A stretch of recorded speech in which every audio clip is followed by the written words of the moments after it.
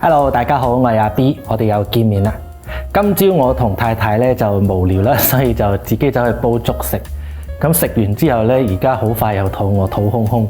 而家幾多點啊？晏晝4點幾就已經肚晒餓咁，所以決定去買下午茶，一餐當兩餐，當一個早料晚餐。咁我今日咧就去咗一間老品牌，其實應該係話個名就係好老品牌，但係應該途中係轉咗老細㗎啦。詳情咧我就唔係好清楚，不過一陣一路食一路講啦。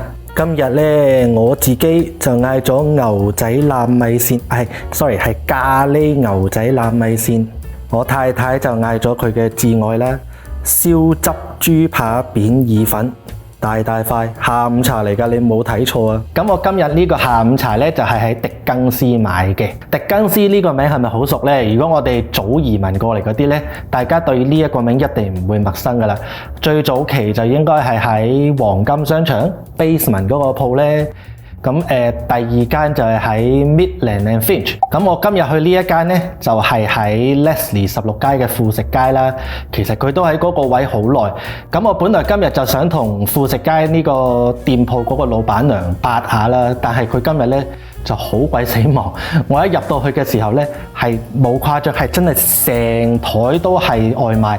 我閒閒地就咁望一望，起碼有20零30袋外賣喺度，所以我都唔敢打攪佢哋啦。如果邊個觀眾知道佢哋嘅詳情，或者知道多啲關於佢哋嘅故仔嘅話，喺下邊留言同大家分享下。咁呢，一如以往，又係試咗我太太嗰份先，等佢有得食啊嘛。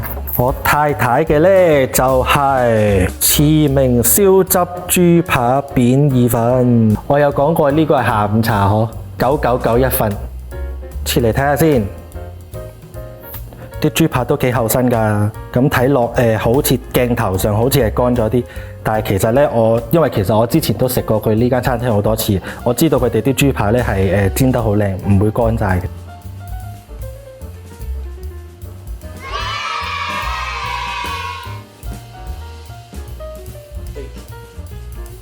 正如頭先所講，睇落好似好乾啦，但係食落係一啲都唔乾㗎。同埋豬扒佢又醃得好好味嘅，即係唔會話白晒淡茂茂冇味嗰隻。燒汁嘅味道咧，亦都非常之香濃啦，所以搭埋啲豬扒嗰度咧就非常之好食。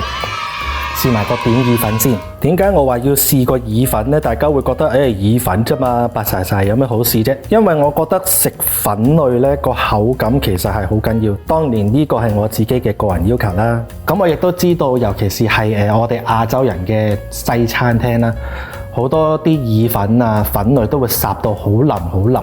咁我有陣時就反而唔係咁中意過腍，我就中意西人嗰隻做法，即係 al dente， 即係有咬口半生熟嗰一種意粉嘅。咁我睇下佢呢度係邊一種先。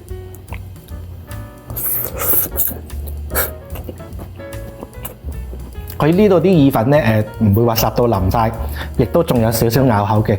雖然未去到話西人嗰隻半生熟 al dente 嗰一隻境界，但係以港式西餐嚟講呢，呢一個粉算係烚得好靚㗎啦。俾翻佢食啦，過嚟攞嘢。跟住落嚟就係我自己嘅咖喱牛仔腩米線。大家係咪睇到啲米線碎濕濕啊？係咧嚇，唔知點解碎濕濕嘅呢？頭先我倒出嚟嗰陣時已經係咁，但係呢，咖喱味就非常之香濃。米線都係配角嚟嘅啫，咖喱先至係最緊要。試咗個牛仔腩先，夾上手都知腍啊，同埋真係唔係講笑嘅，咖喱味非常香濃，而家係咁撲落個鼻度嘅。我最中意啲牛腩呢，就係大肥，我好怕淨肉，大筋大肥大皮嗰啲我最中意嘅啦。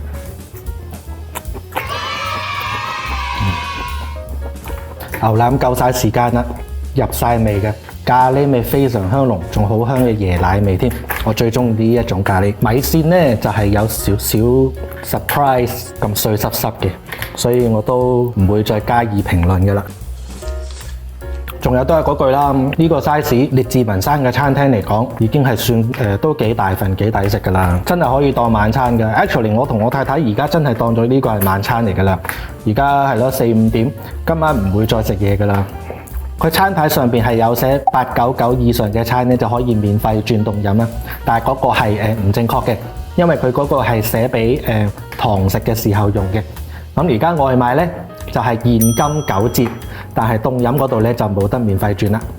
不過唔緊要啦，冬天唔好飲咁多凍飲啦，飲下熱嘢咪算咯。佢呢度啲奶茶都 OK 㗎，我都成日都飲嘅。同埋我飲奶茶咧就中意唔落糖嘅，唔知出邊咧有幾多人同我一樣飲奶茶唔落糖嘅咧？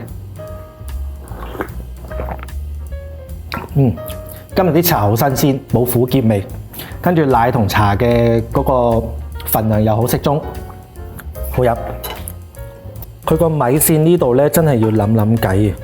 因為咁樣碎濕濕咧，其實我真係食唔到嘅，或者咁咯，唔好食米線咯，睇下可唔可以轉米粉啊，或者係飯咯，其實飯都好啊，因為飯夠索汁啊嘛。太太見我食得咁辛苦，主動去攞隻羹俾我，真係好人嚟。你有冇見到朋友咧放閃光彈啊？頭先都冇講，佢個豬扒咧係有骨豬扒，即係帶肥嗰隻咧。嗰啲豬扒最好食。咁餐牌其實佢都有幾多選擇㗎。如果大家有興趣嘅，就自己喺呢度停一停落嚟慢慢睇啦。其實點解我中意去呢間餐廳呢？我覺得佢哋港式西餐嚟講呢，佢哋係比較用心做，同埋做得比較認真。